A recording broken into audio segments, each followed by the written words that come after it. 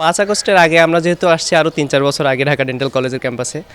তো এখানে আগে একটা প্রেশার থাকতো সব কিছু নিয়ে। যেমন আমাদের হলের কালচারগুলো খুব খারাপ থাকতো। যেমন সিট বাণিজ্য থাকতো, তাছাড়া গণরুম কালচার ছিল।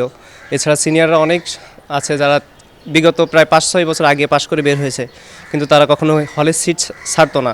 সেক্ষেত্রে আমরা নতুনভাবে 5 আগস্টের পর থেকে একটা নতুন উদ্যমে কলেজ শুরু করছি, হল লাইফ শুরু করছি। হলের ক্ষেত্রে কোনো প্রকার আমাদের অসামঞ্জস্য ছিল না।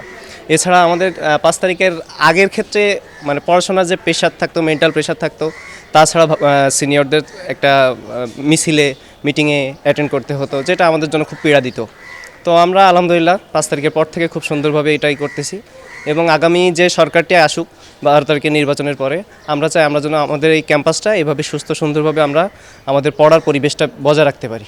নির্বাচিত যেই সরকারই আসুক আমাদের পড়ালেখার পরিবেশটা যেন আগের মতো ফিরে না যায়।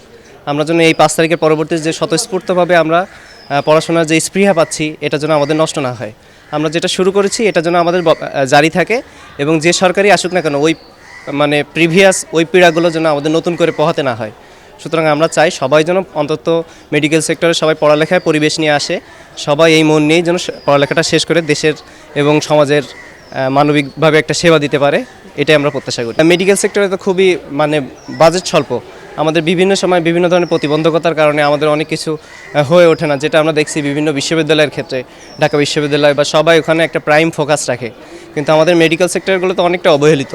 তো আমরা চাই সবাই যেন মেডিকেল সেক্টরটা, যেটা আমাদের দৈনন্দিনভাবে মানুষের সব কিছুর সাথে সম্পৃক্ত, সেটাকে সবাই যেন নতুন নির্বাচিত সরকার যেন এদিকে ফোকাস রাখে এবং আমাদের সেক্টরে যত বেশি তারা সমৃদ্ধশালী করবে, আমাদের দেশ থেকে তত বেশি স্বয়ংসম্পূর্ণভাবে ভালো গুণগত মানের ডাক্তার তৈরি হবে ইনশাল্লাহ।